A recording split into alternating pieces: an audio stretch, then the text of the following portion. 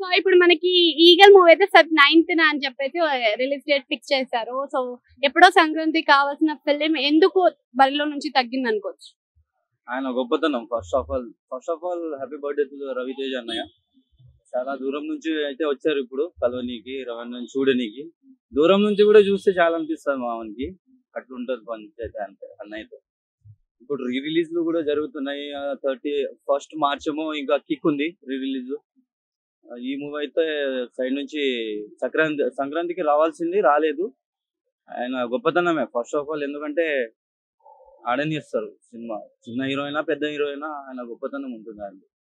Trailer చూసారు కదా, కొత్త లుక్స్ తోటి వచ్చింది ట్రైలర్, మరి ఎలా అనిపించింది? చాలా బాగుంది. చాలా ఎక్స్పెక్టేషన్స్ ఉన్నాయి మాకు. ఇంతకు ముందు పీపుల్ మీడియా ఫ్యాక్టరీతో 100 crores పైన కొట్టింది సినిమా. సో ఈ మూవీ ఒక 200 crores కొడితే మేము కూడా చాలా హ్యాపీ అవుతాం రమణ కోసం అయితే. లాస్ట్ టైం చూసుకున్నట్టయితే బిగ్ బాస్ ప్లాట్ఫామ్ పైన అమర్దీప్ కి ఛాన్స్ ఇస్తాను అని చెప్పారు. సో ఛాన్స్ ఇస్తారా? ఒకవేళ ఇస్తే ఏ క్యారెక్టర్ ఇవ్వచ్చు అనుకో? ఇది అయితే మనకైతే ఇంకా తెలీదు. సో అది ఆయన రమణ మాట ఇస్తా అంతే. ఆయన ఏ క్యారెక్టర్ ఇస్తారు అనుకున్నారు మీ ఉద్దేశ ప్రకారం? మాకైతే తెలియదు. యాజ్ ఆఫ్ అంటే మాకు ఎటువంటి అప్డేట్ లేదు. ఆయన ఓన్ గా చెప్పాలి. ఆయన చెప్పారంటే దానికి కూడా రీజన్ ఉంటుంది. వితౌట్ రీజన్ ఏమి చెప్పరు అలా ఉంటుంది అన్న.